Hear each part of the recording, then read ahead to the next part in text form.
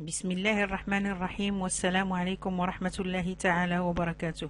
Aujourd'hui, on va voir ensemble les techniques Ado.net en mode déconnecté en utilisant l'environnement Visual Studio, exactement avec le langage C# et le SGBD SQL Server.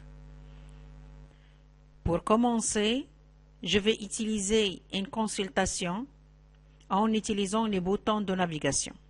Comme vous voyez dans ce formulaire, il y a 4 boutons. Le bouton premier qui affiche le premier de la liste. Le bouton dernier qui affiche le dernier de la liste. Et le bouton précédent qui affiche le précédent de la ligne courante.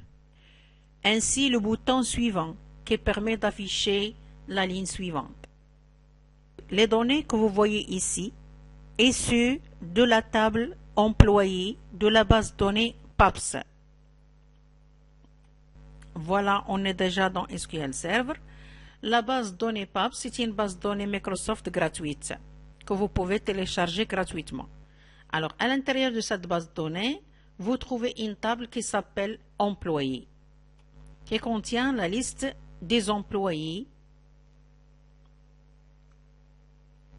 C'est une table qui contient toutes les informations concernant les employés.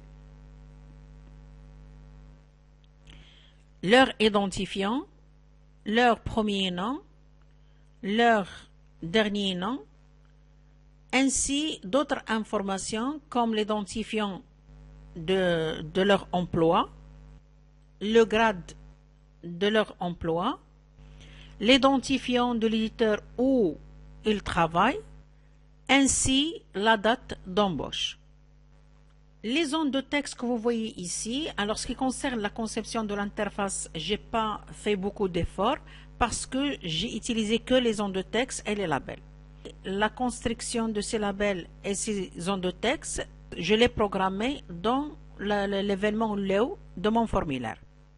Le code correspondant, alors comme vous voyez comme en mode connecté, puisqu'on va utiliser des classes qui vont gérer la connexion avec le SGBD SQL Server, vous devez importer la bibliothèque system.data.sql client. Ce qui concerne ces classes, j'ai utilisé la classe SQL Connection, SQL Command, SQL Data Adapter.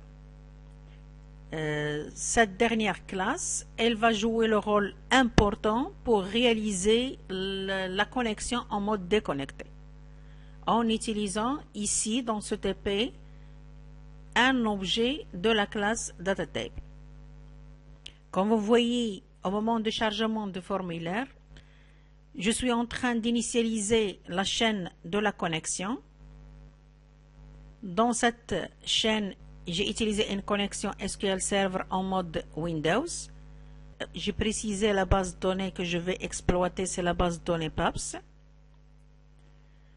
La chaîne de commandes n'est autre que la liste de tous les employés qui est mappée sur la connexion précédente. L'objet DP qui est un objet de SQL Data Adapter. Elle est construite en utilisant le constructeur avec l'argument qui est un objet SQL Command. Bien sûr, vous pouvez construire l'objet Data Adapter en utilisant d'autres constructeurs. Par exemple, utiliser le constructeur sans argument, puis initialiser la propriété Select Command de l'objet en cours avec un objet SQL Command.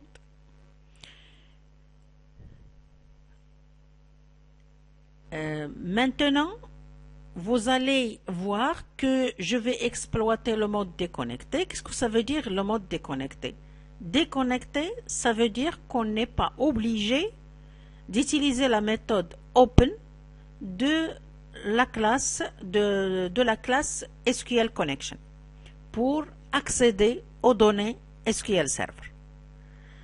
Bien sûr, si on ne va pas ouvrir la connexion, on n'est pas obligé bien sûr de fermer telle connexion. Et par suite, on ne va pas utiliser ni la méthode open ni la méthode close.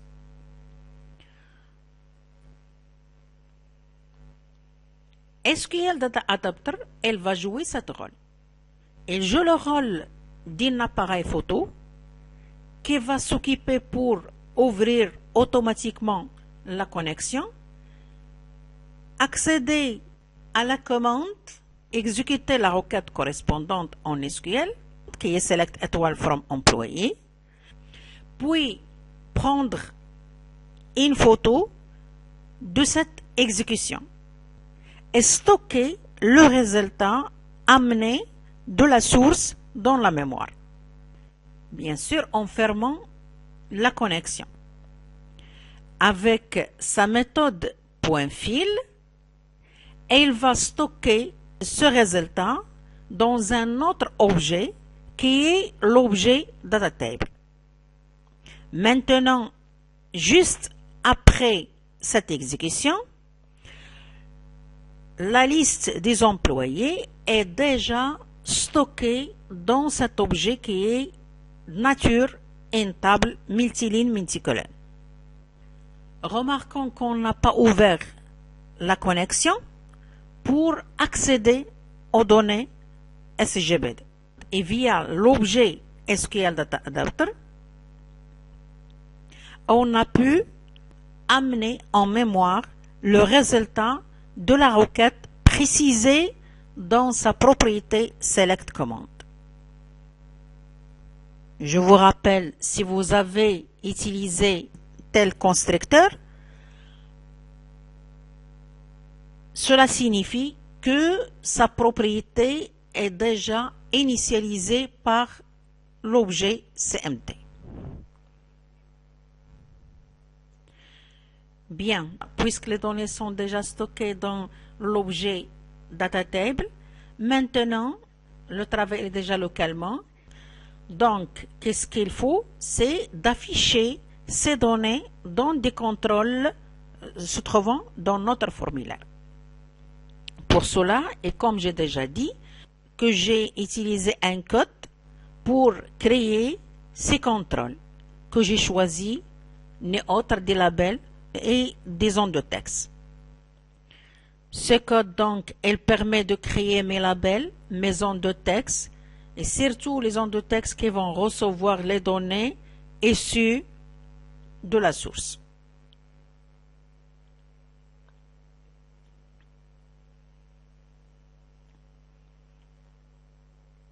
Une fois j'ai créé mes contrôles, je suis en train de les remplir par les informations des premiers employés.